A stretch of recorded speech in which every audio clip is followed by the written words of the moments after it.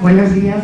En primer lugar, muchísimas gracias al sindicato ELA por la invitación y a vosotras y a vosotros por estar aquí esta mañana, pues conscientes de que estamos viviendo momentos históricos que efectivamente, como decía Jone, estamos convencidos de que si en la comunidad de Nego, Euskal Herria, la situación es todavía mejor que la que se está viviendo en el resto del Estado, la razón es ni más ni menos que correlación de fuerzas y lucha.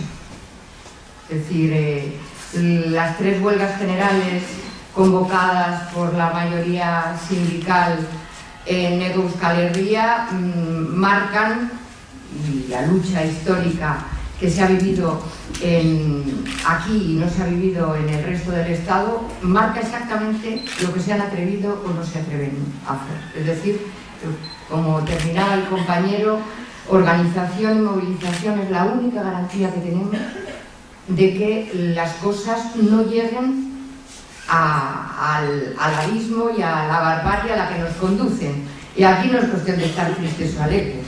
Hay que estar alegres porque es la lucha la que señala el sentido de la vida, pero seríamos una panda de irresponsables si no supiéramos exactamente qué es lo que pasa y qué es lo que pretenden hacer, ¿no? Yo querría, porque es inevitable, el hablar de la crisis general del capitalismo, 2 pinceladas. Porque el capitalismo no es la banca, no es las grandes multinacionales. El capitalismo es un sistema del cual forma parte la telebasura, forma parte el fútbol, forman parte los métodos de anestesia de la conciencia colectiva para que no seamos capaces de responder a lo que nos están haciendo, ¿no? Cuando estaba oyendo la intervención de vuestro secretario general, de Chiqui, me acordaba de una frase de Henry Ford, el de la Ford, el de los coches de la Ford, que decía lo siguiente, es una frase que vienen en Google, o sea, el tío no se la dijo a su asesor, lo dijo, decía, es bueno que la gente, que los pueblos no sepan cómo funciona la economía. Si supieran cómo funciona la economía y la banca, habría una revolución antes de mañana por la mañana. Es decir, ellos son muy conscientes de que lo que se está produciendo es un expolio brutal que se agudiza precisamente en momentos de crisis. Y en momentos de crisis, que es lo que yo querría añadir, en momentos de crisis en los cuales el capitalismo no tiene salida. Ellos no tienen alternativa a lo que está sucediendo si no es el incremento de la explotación, el englobar en la mercantilización de la vida todo lo más posible y sin olvidar el expolio a los países donde hay materias primas que para conseguirlas más baratas pues el precio es aniquilar los países, ¿no? Y eso no solamente tiene el coste humano de la aniquilación ahora de Libia, de Irak, de Afganistán, sino que, por ejemplo, para que no se me olvide, hay algo importantísimo que tiene mucho que ver con la sanidad. El Ministerio de Defensa tiene una deuda contraída que no sabe cómo va a pagar en la compra de armamento del más alto nivel y de la más alta sofisticación de 30.000 millones de euros, cuando se están planteando los recortes que se están planteando en la sanidad. Es decir, el tema de la paz, el tema de la no intervención en guerras imperialistas no solamente es una cuestión de humanidad, es una cuestión de gasto también, ¿no?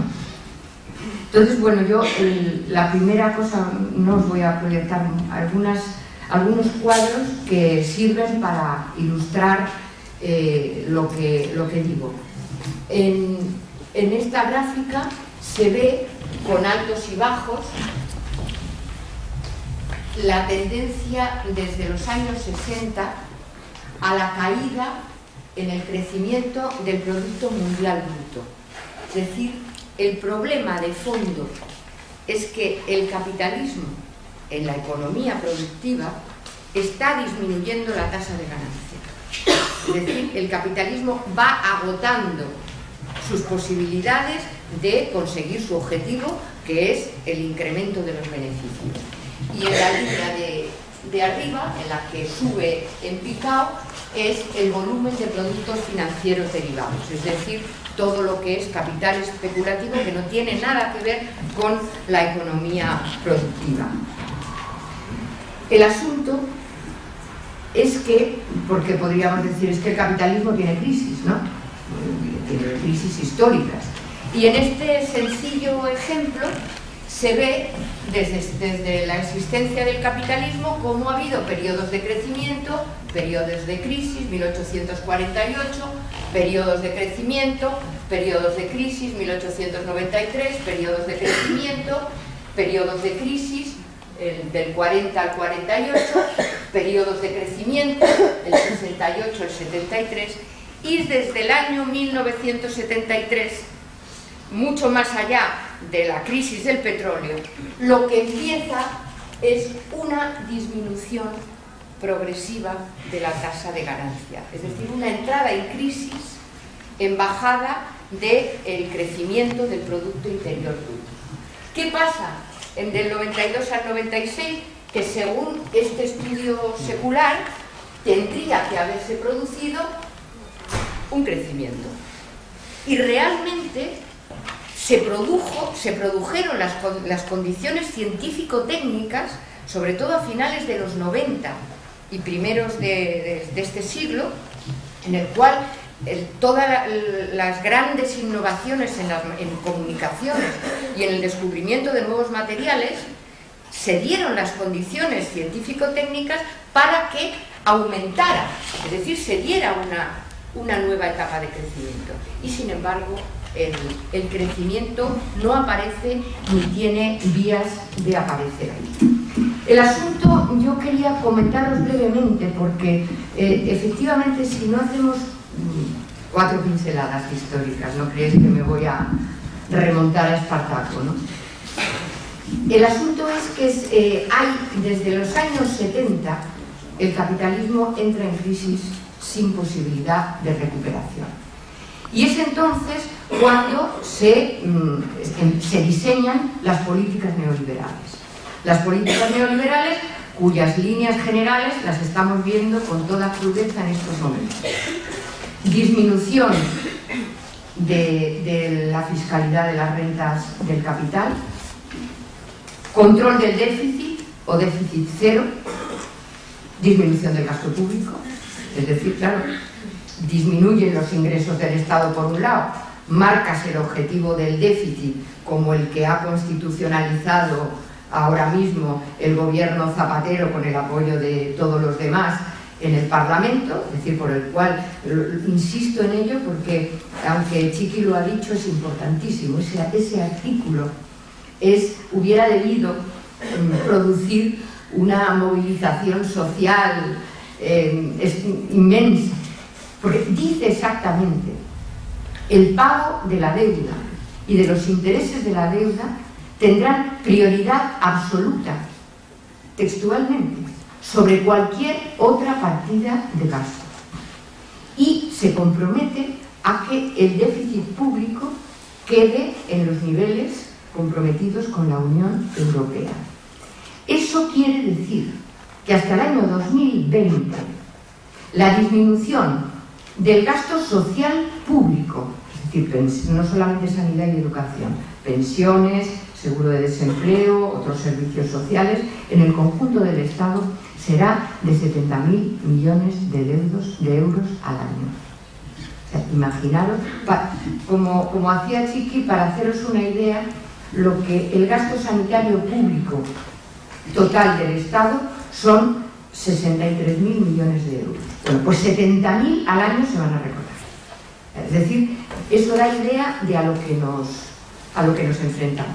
Bueno, siguiendo con las políticas neoliberales, reducción de fiscalidad de los beneficios empresariales y del gran capital, control del déficit tendiendo a cero, privatizaciones, reformas laborales.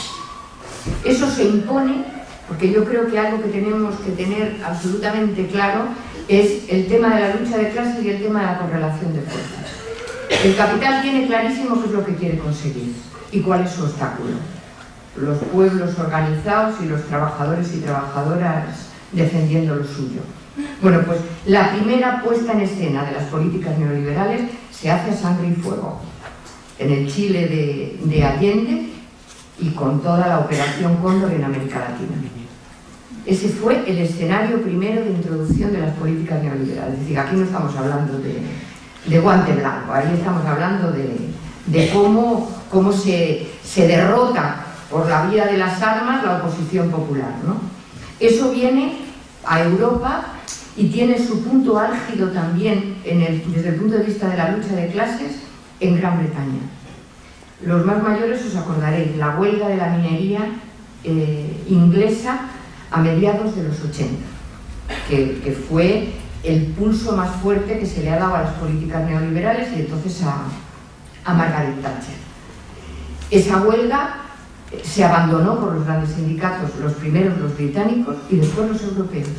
Se dejó a los mineros ingleses luchar solos, agotados de hambre y derrotados, y empieza la imposición de las políticas neoliberales en toda Europa. Aquí vuelvo otra vez a cuál es la esencia del desarrollo del capitalismo. Un capitalismo en crisis, un capitalismo el que ve cómo los sectores productivos cada vez son menos rentables, extraen menos plusvalía de la economía real, que decía Chiqui. Entonces, ¿hacia dónde se orientan? Ahí vienen las privatizaciones. ¿Qué mejor, qué más seguro para el capital que invertir en productos de primera necesidad? Ahí viene un concepto de economía capitalista, por supuesto, que es importante tener en cuenta porque ellos lo manejan, y es el concepto de elasticidad. Con esa palabra tan bonita están hablando de cómo nos comportamos los pueblos ante los productos de primera necesidad o los bienes de lujo. Entonces, ante los bienes de primera necesidad, la demanda es inelástica.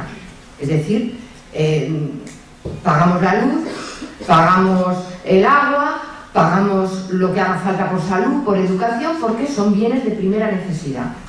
En cambio, ante bienes de lujo, abrigos de visón, diamantes, coches de lujo, la demanda es inelástica porque depende de los ciclos económicos. Si hay más dinero, se compra más bienes que no son de primera necesidad, y si hay menos recursos, se ahorra en eso. Bueno, ¿cuál es, ante una economía en sectores productivos en crisis? El primer eslabón es la inversión de capital en empresas privatizadas que venden productos de primera necesidad.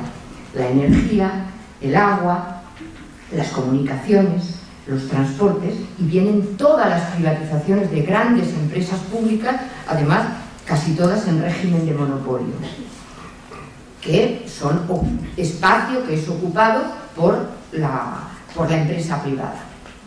Pero eso no es suficiente. Y el segundo eslabón son los servicios públicos. Los servicios públicos que ofrecen no solamente productos de primera necesidad, sino financiación pública y clientela asegurada. Es decir, el negocio del negocio.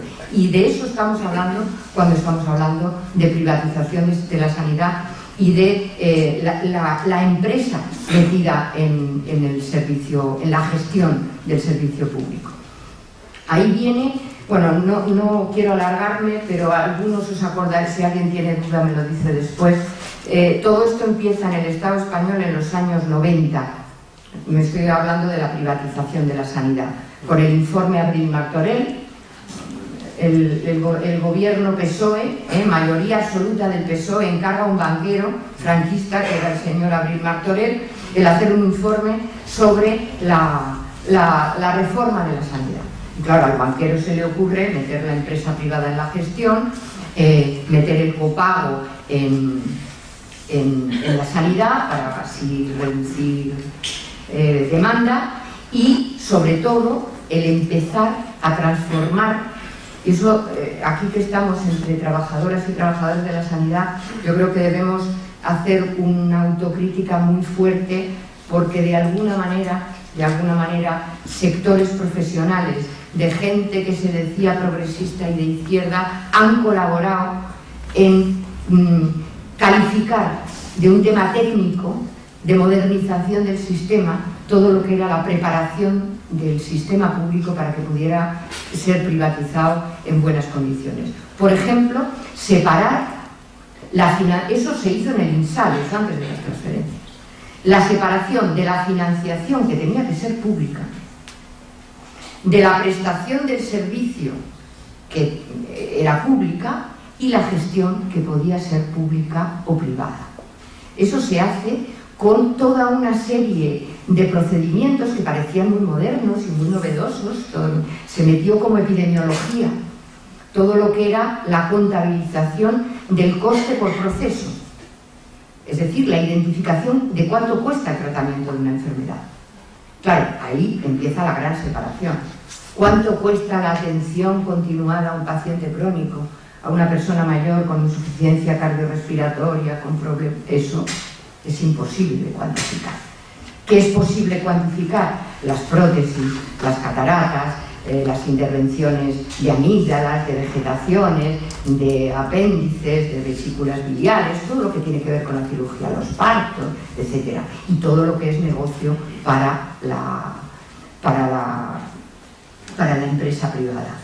Claro, se cuantifica cuánto vale una determinada actuación y tú ya puedes perfectamente decir, pues esto me lo hacen en el Hospital de Santa Rita o esto me lo hacen en Osakidetza. Y tú pagas. ¿Qué hace? ¿Qué hace la medicina privada? Hacer una selección de pacientes y de procesos. Solamente acepta aquellos pacientes y aquellos procesos que son rentables.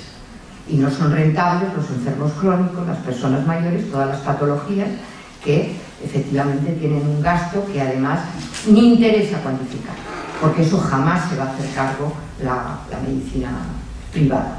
Un dato. Hay una tesis doctoral de una mujer que se llama Elisabeth Jané, una catalana, que compara la cantidad de intervenciones quirúrgicas de dudosa indicación. Con este término tan fino se está diciendo que efectivamente, como ella demuestra en la tesis, hay intervenciones quirúrgicas de las más rentables que no tienen justificación.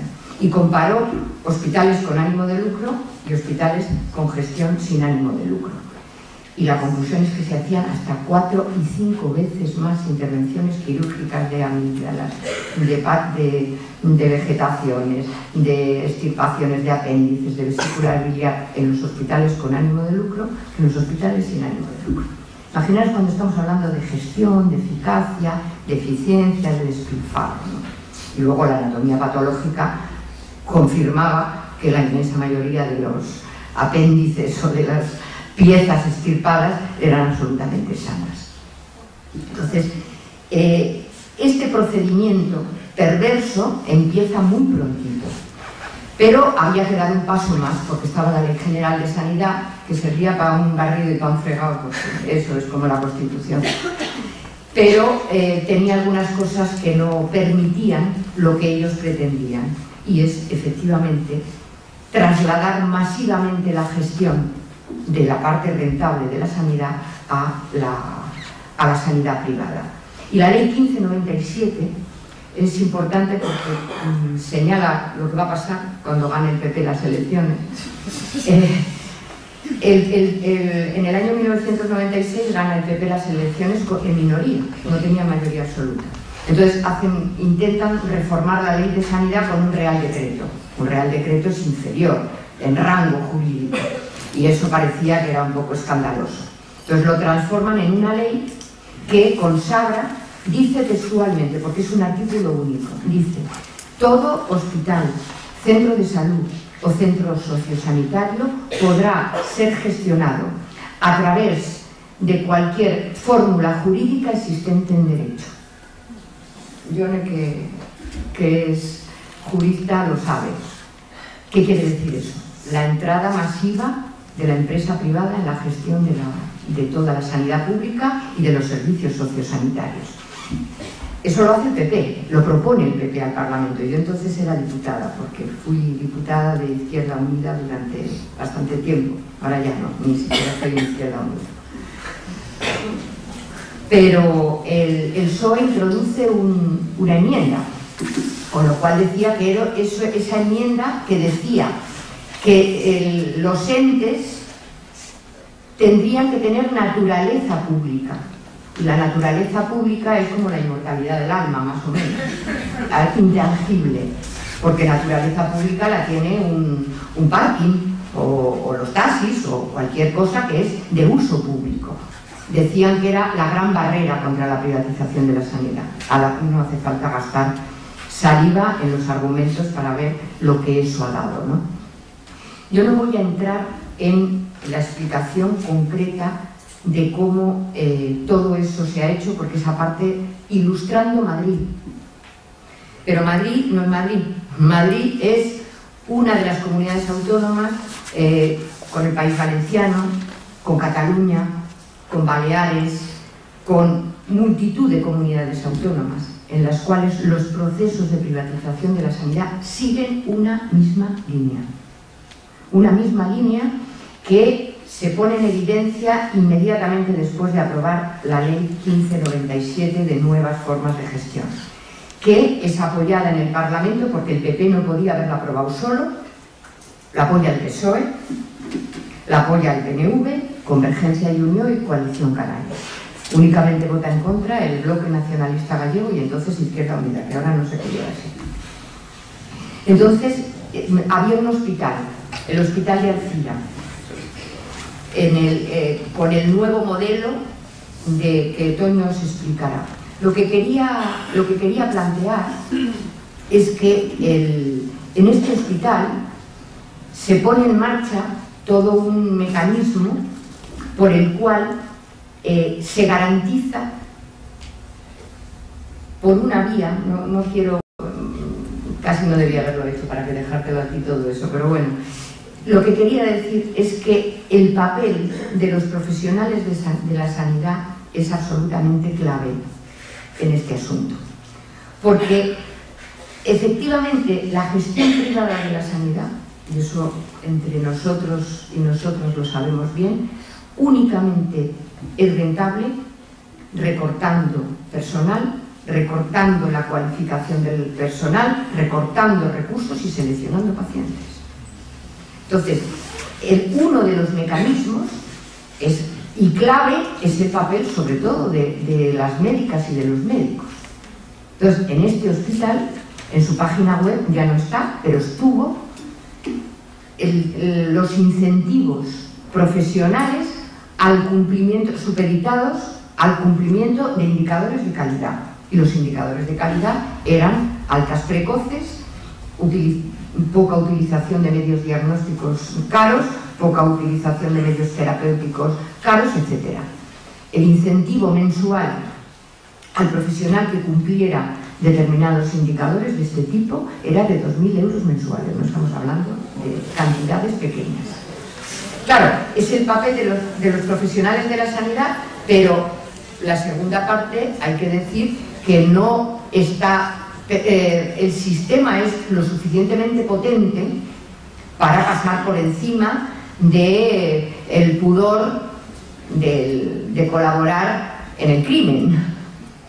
Porque efectivamente la precariedad en el empleo garantiza que si tú no cumples determinados indicadores porque tu conciencia no te lo permite, hay una ristra de gente detrás dispuesta a ocupar tu puesto, ¿no? El tema de la selección de pacientes es también absolutamente clave. En los hospitales de gestión privada, efectivamente, están especializados en determinadas patologías y las que no son rentables pasan a una sanidad pública que cada vez tiene menos recursos, cada vez tiene procesos más caros y en los cuales se deteriora la calidad progresivamente. Pero yo quería incidir en este tema de la selección de pacientes porque es absolutamente clave y tiene que ver con todo el proceso económico en el que estamos, de crisis económica. Están previendo que en el Estado español haya unos niveles de desempleo del 30%, por lo menos. Es decir, unas tasas de paro superiores al 30%. Porque, como bien decía Chiqui, esta crisis enorme que en otras épocas se había resuelto con guerras y con destrucción de capital y de puestos de trabajo, aquí lo que van a destruir es capital y puestos de trabajo, pero de momento sin guerra, pero con exactamente la misma lógica implacable. ¿Qué quiere decir eso con respecto a los servicios públicos?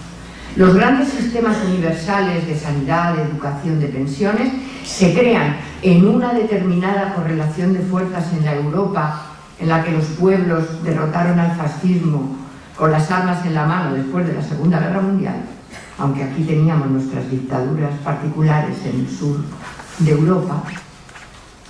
Al capital entonces le interesaban servicios universales que reprodujeran la fuerza de trabajo, una fuerza de trabajo que necesitaban en gran cantidad. No hacía falta más que recordar la emigración masiva de la periferia hacia el centro de Europa.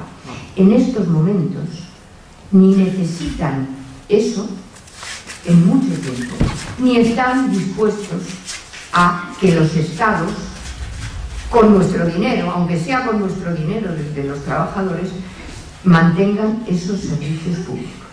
Es decir, se va a plantear, y ese es el modelo al que se va, un sistema público de calidad para el que pueda pagarlo y que garantice la reproducción de la fuerza de trabajo en la medida de las necesidades del capital, y para el resto pues algo muy parecido a la beneficencia o a lo que tienen en Estados Unidos para lo que no tienen nada, porque esos son los momentos en los que estamos viviendo.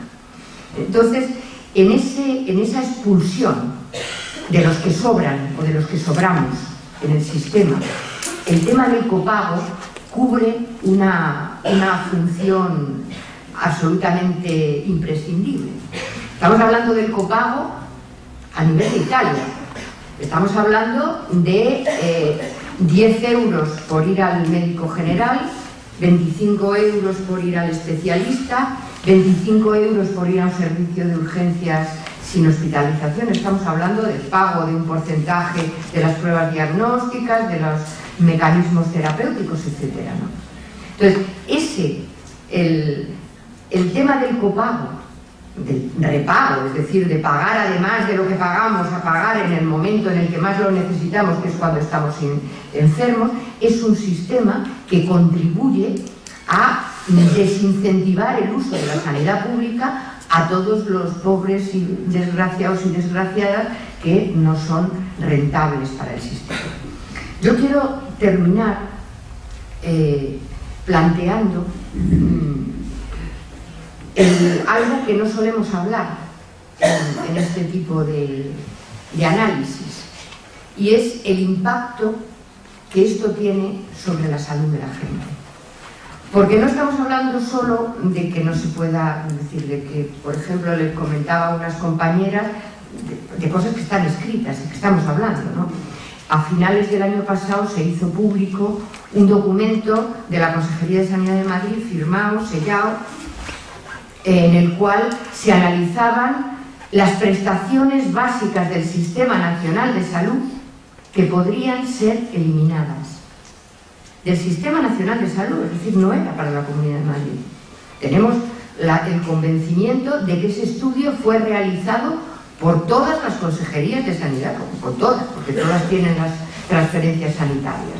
Y se calculaba si se quitaban las sillas de ruedas, si se quitaban los pañales de incontinencia, si se quitaba lo que se les da a los diabéticos para que controlen la glucemia, determinadas pruebas diagnósticas que permiten identificar la evolución de la rapidez en la evolución del cáncer, la salud bucodental infantil, un listado enorme que estaba cuantificado por ejemplo, el pago de la comida y de los productos de limpieza mientras estás en el hospital. Es decir, todo estaba perfectamente calculado. Pero no estamos hablando solamente de eso, sino de cuál es el impacto sobre la salud de la gente. Cómo eso se está llevando a miles, centenares de miles, millones de personas por delante. Es decir, que no estamos hablando de que no tenemos coche o que no tenemos un salario mejor. Estamos hablando de cómo se paga con vida de la gente, de los sectores más vulnerables, el impacto de determinadas políticas.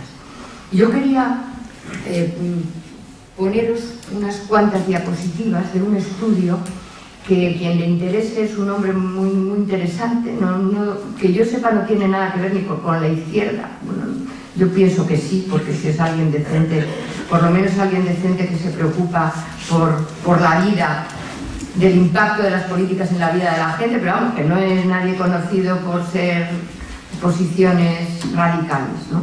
Aunque las radicales sí que son las que plantean. El hombre este hace un estudio sobre el impacto sobre la salud de las privatizaciones masivas en países de la ex Unión Soviética. Yo no entra a decir si era mejor un sistema u otro. Dice qué pasa cuando en un periodo rapidísimo de tiempo se privatiza masivamente todo. Y lo compara con sitios de la misma zona en los cuales no se ha llegado a tales niveles.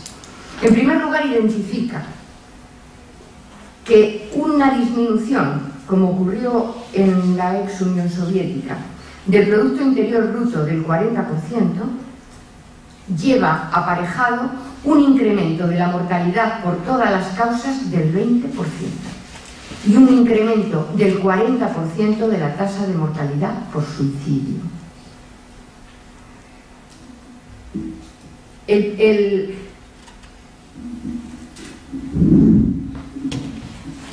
La gráfica que aquí os planteo tiene dos partes. Analiza la mortalidad en adultos en edad laboral. La parte de abajo es Bielorrusia y la parte de arriba es Rusia. O sea, la línea lo que indica es la evolución de la tasa de mortalidad. Aquí empiezan, en el año 91-92, las privatizaciones masivas en Rusia. Mirad lo que hace la tasa de mortalidad en adultos. Pasa de un nivel de 800 por 100.000 a 1.400 por 100.000 cuando se ha llegado a unas privatizaciones del 50%. Esto es Bielorrusia, que empieza a privatizar igual, que sigue el mismo proceso. Aquí, sin embargo, lo hace más lentamente y a este nivel ha privatizado solamente el 10%. Y dan marcha atrás. Se dan cuenta de que por ahí no va la cosa bien y empiezan a revertir a renacionalizar las privatizaciones. Mirad la tasa de mortalidad, cómo deja de subir, se estabiliza y vuelve abajo. Es decir, son las comparaciones de dos países. El cálculo, cuando hablaba de millones de personas, el cálculo de sobremortalidad en los 25 países de la ex Unión Soviética como resultado de las privatizaciones se calcula en 3 millones de personas. Es decir, 3 millones de personas han muerto por encima de lo que morían habitualmente como producto de las privatizaciones. Mirad, esta es la más espectacular de todas. Es la evolución de la tasa de mortalidad por tuberculosis. Y compara países, todos de la ex Unión Soviética, es decir, más o menos del mismo rango, que han seguido las políticas del Fondo Monetario Internacional y las que no lo han seguido. Esta es la evolución de la de abajo, es la tasa de mortalidad por tuberculosis de los que no siguieron las políticas del Fondo Monetario Internacional, es decir, disminución del gasto público, privatizaciones, reformas laborales, y esa es la tasa de mortalidad por tuberculosis de los países que siguieron las recetas del Fondo Monetario Internacional. Este dato, que está elaborado en base a información procedente de la Organización Mundial de la Salud y de la OCDE, sería suficiente para acusar de crimen contra la humanidad al Fondo Monetario Internacional. Solamente eso, este planteamiento, que además ahí tiene los países, es que además lo hace identificado los países que siguen las políticas del Fondo Monetario Internacional, tienen unos incrementos de la incidencia de tuberculosis del 14%, de la prevalencia del 13,2%, de la mortalidad del 16,16%. Cada año adicional, es decir, que cumple todos los criterios de un estudio científico, es decir, que tiene graduación en el tiempo. Cada año adicional que se siguen las políticas del Fondo Monetario Internacional, la tasa de mortalidad por tuberculosis asciende un 4,1%. Cada 1% de préstamo adicional del Fondo Monetario Internacional se produce un aumento de un 0,9% de la tasa de mortalidad. Y el abandono de los programas del Fondo Monetario Internacional suponen una caída en la tasa de mortalidad por tuberculosis del 30%. Es decir, es impresionante. Es decir, porque claro, estamos hablando, se le impone a Grecia, se le impone a Portugal o se nos impone a nosotros. Esto es lo que está detrás de todas las políticas. Un dato más esperanzador, muy importante. También cuantificado con datos de organismos internacionales. Mide la evolución de la tasa de mortalidad en adultos en edad laboral y lo compara con el nivel de organización social, el nivel de afiliación a sindicatos, a partidos de izquierda, a asociaciones culturales, es decir, al tejido social organizado. Los países que menos porcentaje de afiliación a organizaciones sociales tienen más altas tasas de mortalidad que los países que tienen altas tasas de organización social del tipo que sea. Es decir, eso es muy importante, que el nivel de organización social no solamente es un elemento esencial de lucha para pararles, pero también es un elemento de salud social y de salud física. Es decir, que el sentirse parte de algo, el creer en algo, el estar organizado para algo, nos protege de las propias agresiones del sistema contra el que luchamos. Eso es importantísimo, como muy bien. Sí, voy terminando ya. No, hay algunos datos relacionados con Grecia que os quería comentar. El mismo equipo de gente está estudiando, claro, el tiempo transcurrido es muy breve y los datos llegan con retraso y estamos hablando de lo que está sucediendo ahora mismo, ¿no? En Grecia se ha triplicado las tasas de desempleo, las tasas de desempleo juvenil andan por el 40%, por cierto, niveles que son niveles de ahora mismo en el Estado español.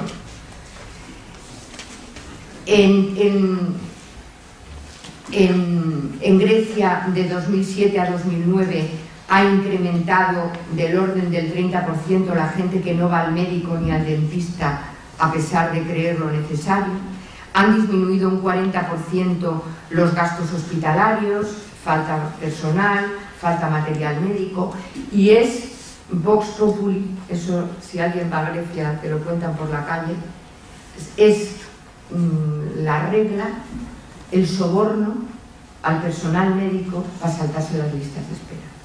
Listas de espera que son de tal envergadura, por ejemplo, el dato es espeluznante, ha aumentado la tasa de infección por SIDA, la tasa de consumo de heroína, etc. Y un dato escalofriante es que ha aumentado la autoinfección de drogadictos por SIDA, porque los que tienen SIDA tienen una pensión pública. Y además los drogadictos que además tienen SIDA no tienen que esperar los 3 años de lista de espera para poder acceder a la metadona.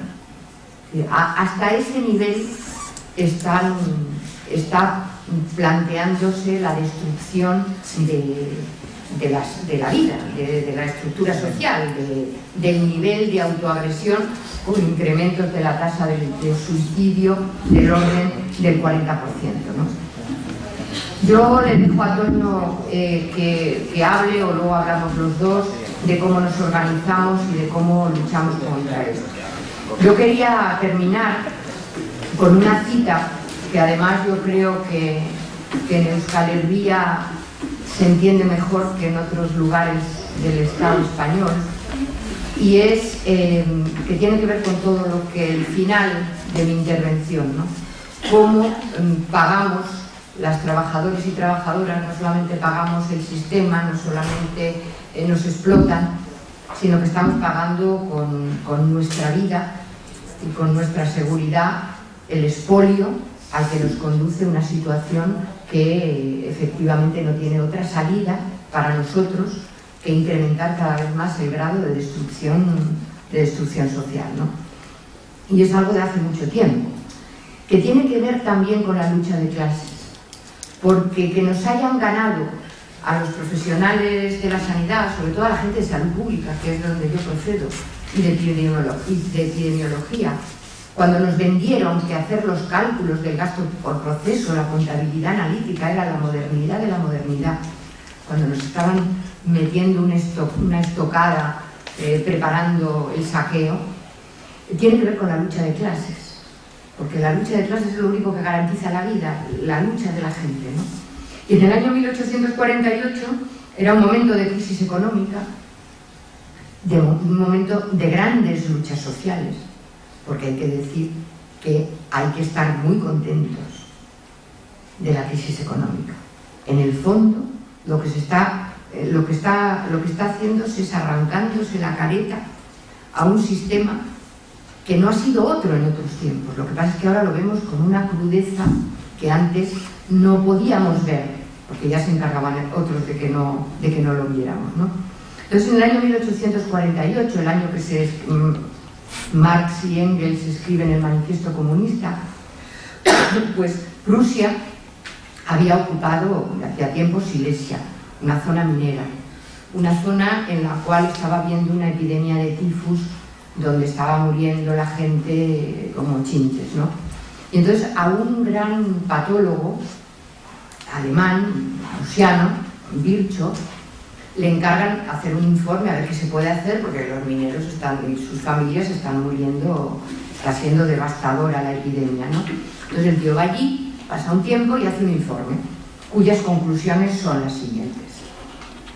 Es necesario que la gente de Silesia hable su propia lengua polaca, que tenga la posibilidad de elegir sus gobiernos y sus formas de organización, que mejoren la agricultura y las carreteras, que se separe la Iglesia del Estado y que se favorezcan formas de la producción cooperativas.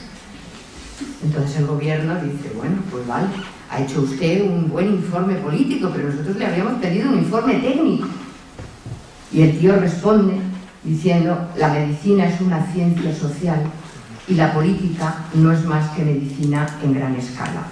Es decir, la mejor manera de atacar el tifus no eran los antibióticos, no era ni siquiera decir vamos a darles raciones extras de alimentación, sino la mejor manera es una sociedad en la cual la riqueza esté al servicio de la gente. Algunos lo llaman socialismo, pero da igual cómo se llama. Es la riqueza al servicio de la gente, gobernada por la gente y en función de las necesidades de la gente.